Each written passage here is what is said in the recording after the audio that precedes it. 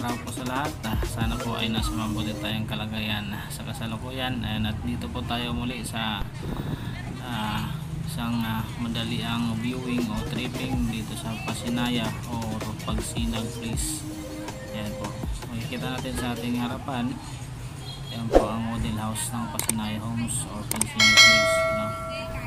Ang lot area po nito mga kabalay ay 36 square meter.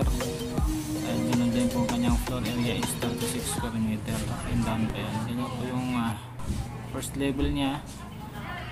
Bare type po ang turnover kaya ganyan po siya mga kabalay. Ito naman po ay True Pag-ibig Fund Financing. Kung ano po yung mga nakikita natin, ayan po ang kanyang turnover.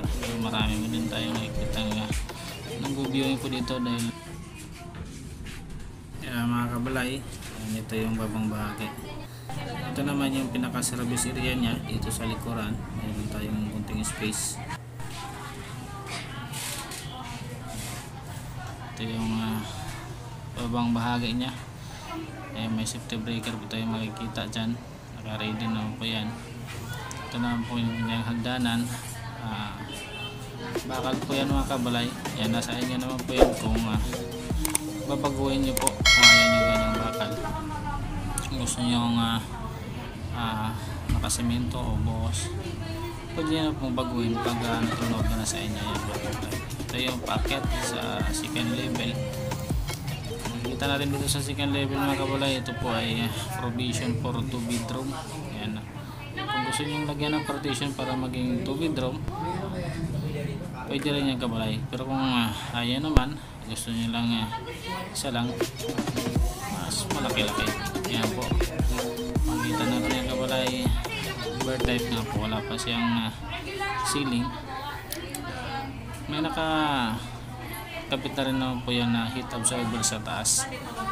Ayan. Kaya nakadikit. Ito yung kanyang pinakabintana mga kabalay. Ito yung sample niya. Ayan po yung turnover niya. Yan po yung sinasabi kong heat absorber. Mayroon siyang naka-install na. Ayan yung mga wirings niya, nakabalot na po ng flexible hose. Ready na rin po yan. Yan, tayo na po papakabit ng ceiling yan at partition kung gusto nyo po natin. Pero kung hindi naman, pwede na rin po yan. Papagandahin na lang. Ganyan yung wall niyan mga kabalay. Ito naman din sa malang harapan. Ayan, ito yung mga outlet. Ating isang kabalay para sa kanya explanation, Miss Glenda Balinda. Mga kabalay, maraming salamat. Hanggang sa muli. Magandang araw.